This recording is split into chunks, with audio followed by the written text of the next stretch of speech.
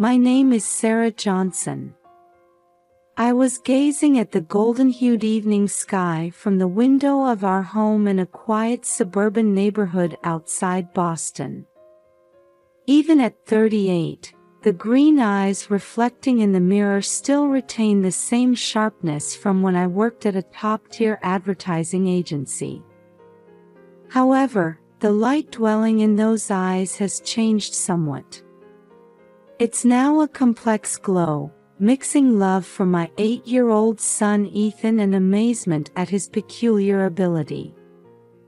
"Mom, I saw it again," Ethan's voice made me turn around.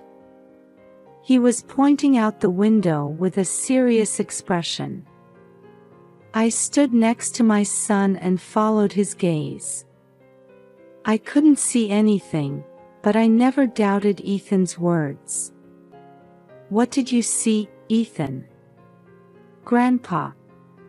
He's smiling under the tree in the garden." I caught my breath. The grandpa Ethan referred to was my father, who passed away 3 years ago. Shortly after Ethan was born, we realized he had the ability to see things invisible to ordinary people. At first, I thought it was just a child's vivid imagination, but eventually, I had to acknowledge it was real. I became convinced Ethan's power was genuine when he was 4. One day, he suddenly said, "Grandma's coming." 10 minutes later, my mother showed up unannounced. Since then, Ethan's predictions have come true many times, becoming deeply rooted in our family's daily life. However, this special power can sometimes be a burden. Ethan occasionally says he sees deceased people, which can frighten him. I'm torn between wanting to protect my son and not wanting to suppress his ability. "It's all right, Ethan. Grandpa must be watching over us." As I gently embraced Ethan's shoulders, trying to reassure him, I heard the front door open, announcing my husband Michael's return. Michael. Just thinking his name brings a small pain to my chest. At 40, my husband is still an attractive and successful man. But lately, I've been feeling a subtle rift between us. "I'm home," Michael's voice echoed, but it lacked the warmth it once had. He had been using work as an excuse to avoid spending time with the family. He's been coming home late more often and going out frequently on weekends. "Welcome home, Michael," I replied, feigning calm, but anxiety was swirling inside me. Our relationship, once filled with love, has now become distant. When I try to talk about Ethan's ability, Michael becomes irritable and tries to change the subject. "Dad, welcome home." Ethan ran happily towards his father, but Michael's response was cold. He just lightly patted his son's head and immediately headed for his study. Watching his retreating back, I let out a deep sigh. This is our family's daily life now.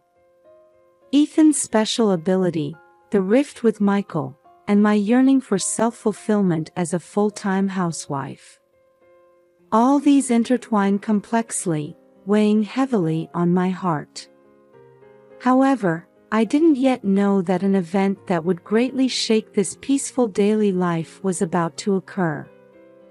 That day, I had been restless since morning. It was the day Michael was returning from a week-long business trip. Although our relationship had grown cold recently, I found myself looking forward to my husband's return. "Ethan, Dad's coming home. Let's go greet him together."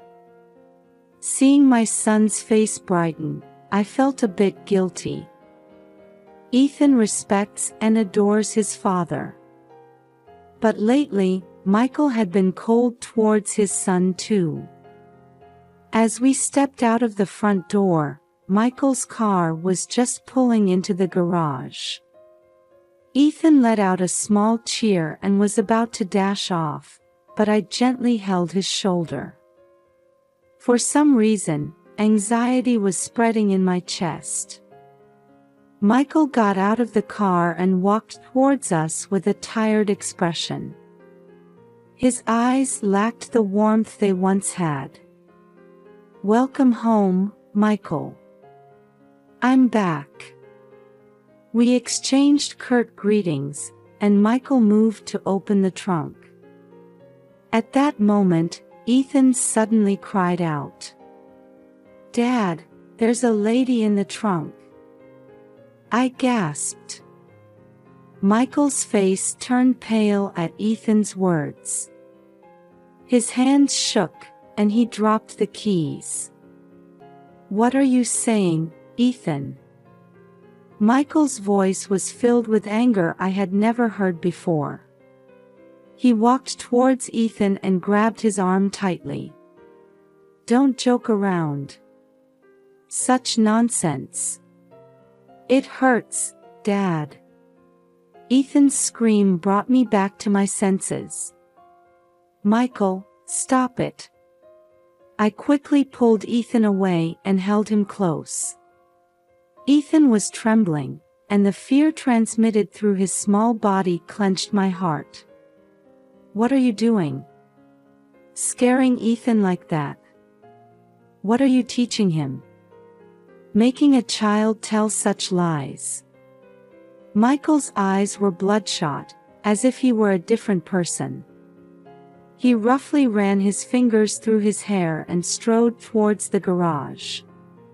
"Michael, wait." Neither my voice nor Ethan's crying seemed to reach his ears. Michael entered the garage, opened the trunk, and began rummaging through it. "See? There's nothing here." He shouted triumphantly, but there was an unnatural excitement in his voice. I stood frozen, still holding Ethan. "Sarah, you need to teach this child to distinguish between reality and imagination." Such nonsense.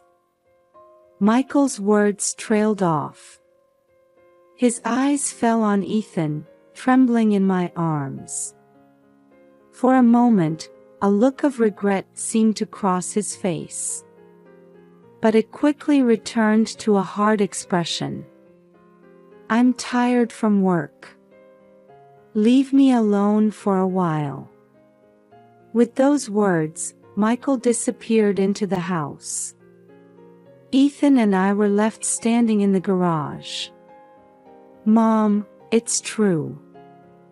There was a lady." Ethan's small voice made my chest tighten. Because I believed in my son's mysterious power, this situation was terrifying. "I know, Ethan. I believe you." I gently stroked my son's head while staring at the house where Michael had disappeared. The unease that had been building up, and today's events. I can't ignore it anymore. I need to know the truth. That night, after Ethan had fallen asleep, I made a decision. Tomorrow, after Michael leaves for work, I'll check the car trunk. Whatever the truth may be, I have the courage to face it. To protect my family. The next morning, I woke up feeling uneasy. Michael had left for work early, and I had sent Ethan off to school. Left alone in the house, I sat at the kitchen table, recalling yesterday's events. "It's now," I told myself, slowly standing up. As I put my hand on the garage door, I hesitated for a moment, but remembering Ethan's sad face, I mustered my courage. Entering the garage, Michael's car stood quietly. I took a deep breath and approached the car. Taking the spare key in hand, I tried to unlock the trunk, noticing my hand was shaking. "Calm down, Sarah," I told myself, slowly opening the trunk. At first, it seemed empty. But as my eyes adjusted to the darkness, I thought I saw something move in the back. I gasped and cautiously reached out. Suddenly, something like fabric moved, and a woman's face appeared from underneath. "Help me." A weak voice was heard. I stepped back in surprise but quickly regained my composure. "Are you all right?" I called out as I helped the woman out. She was a young woman in her late 20s, with long blonde hair in disarray and a pale face. I supported her as I led her into the house and sat her on the living room sofa. "I'll get you some water," I said as I headed to the kitchen, but my mind was in turmoil. I couldn't tell if this was reality or if I was dreaming. When I returned with water, the woman seemed a bit calmer. "Thank you," she said, drinking the water in one gulp. "My name is Jessica," she began slowly. "I met your husband, Michael, 3 months ago." I gasped. "An affair?" It was one of the answers I had expected, but being confronted with the reality of it hurt my chest.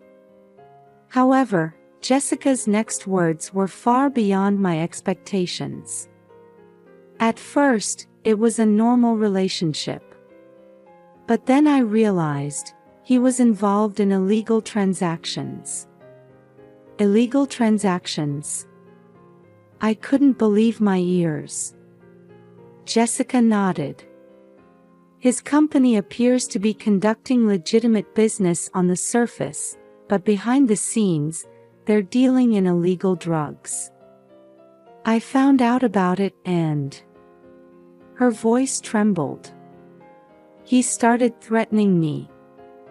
And yesterday, when he found out I was going to report to the police." I was at a loss for words. The fact that Michael was having an affair was shocking, but even more so was the fact that he was involved in illegal activities. "But why in the trunk?" I managed to squeeze out. "He was trying to silence me. But maybe he was afraid to kill me, so it seems he was planning to take me somewhere far away and abandon me." In my mind, Michael's abnormal reaction yesterday came back to me. Now I understood why he had been so upset and exploded in anger at Ethan's words. "We need to report this to the police," I said, taking out my smartphone. But at that moment, I heard the front door open. "Sarah, it's me. I forgot some documents and came back to get them." It was Michael's voice. Jessica and I looked at each other, frozen. Footsteps approached. I quickly hid Jessica in the closet and took a deep breath, trying to appear calm. "Sarah, where are you?" Michael's voice came from the hallway. "I'm here, in the living room," I answered, suppressing my trembling voice. The moment Michael entered the living room, I noticed his eyes quickly scanning the room, as if searching for something, or someone. "What's wrong?" I asked, trying to sound as natural as possible. No," he answered nervously. "I'm looking for some documents." "Haven't you seen them?" "I'm sorry, I didn't notice." Michael walked around the room, starting to search here and there. His movements didn't seem like just looking for documents. Sweat beaded on his forehead, and he occasionally glanced at me. Suddenly, there was a small sound from the closet. I saw Michael's body tense for a moment. "Didn't you hear something?" His voice was tinged with tension. "Isn't it just your imagination?" I feigned calmness, but my heart was pounding fiercely. Michael slowly began to approach the closet. I held my breath, desperately thinking about what to do. If he found Jessica like this. That's when it happened. The doorbell rang. At the sound of the doorbell, Michael and I froze simultaneously. After a moment of silence, Michael turned to me and said in a low voice, "No one should be coming." His eyes clearly showed suspicion. I took a deep breath and, trying to appear as calm as possible, said, "I'll get it," and headed for the front door. When I opened it, Ethan was standing there. His homeroom teacher was standing next to him, looking concerned. "Ethan, what's wrong?" I asked, my voice a mix of surprise and relief. The teacher explained, "Ethan suddenly felt unwell. He said he wanted to go home, so I brought him." At that moment, Ethan whispered in my ear, "Mom, Grandpa said we needed to come home." I caught my breath. Ethan's mysterious power had sensed something again. "Thank you very much." "I'm sorry for the trouble," I said to the teacher, and led Ethan into the house. When we returned to the living room, Michael was standing there, looking uneasy. His eyes fixed on Ethan, his expression a mix of complex emotions. "What's wrong, Ethan?" Michael's voice held more irritation than concern. That's when it happened. The closet door slowly opened, and Jessica appeared.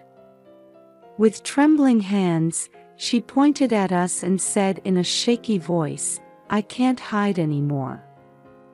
The air in the room froze in an instant. The color drained from Michael's face, and he tried to say something but couldn't form words. Suddenly, Ethan asked, "Dad, why are you lying?" "Grandpa said you were doing bad things." Michael sank to the floor, as if crushed by his son's words. I just...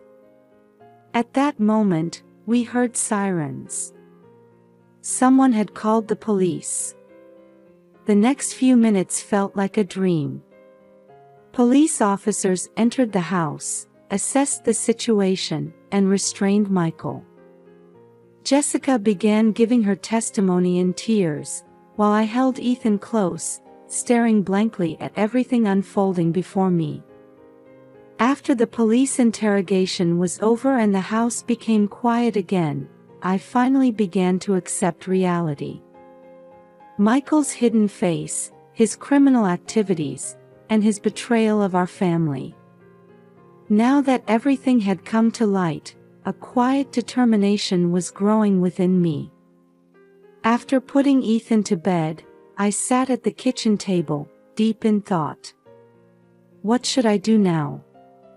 The answer was clear. The next morning, I called a lawyer to discuss divorce proceedings. Then, I explained the situation to my parents and decided to stay at their home for a while. As I packed our belongings, I looked out the window. A fresh breeze was blowing, as if announcing the start of a new season. "Mom, where are we going?"